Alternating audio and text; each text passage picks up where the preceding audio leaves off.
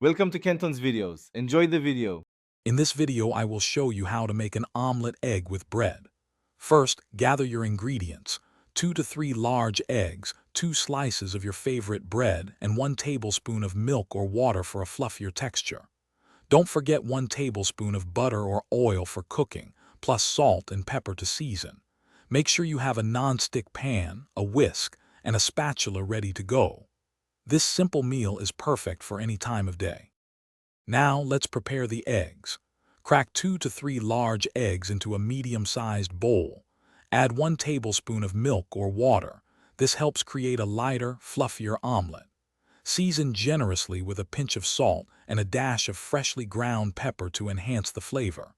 Whisk the mixture vigorously with a fork or whisk until the yolks and whites are completely combined and slightly frothy. This ensures an even cook. It's time to cook. Place your non-stick pan over medium heat and add 1 tablespoon of butter or oil.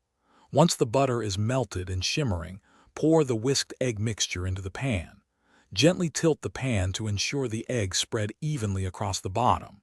Let it cook undisturbed for about 2 to 3 minutes, or until the edges begin to set and the center is mostly firm but still slightly moist.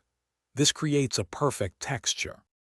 For the bread integration, carefully place 2 slices of bread directly onto the partially cooked omelet in the pan.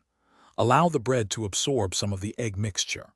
After about 30 seconds, gently fold one side of the omelet over the bread, then use your spatula to flip the entire creation. Cook for another 1 to 2 minutes until the bread is golden brown and the egg is fully set. Serve immediately and enjoy your delicious omelet with bread. Thanks for watching. Consider subscribing if we helped you.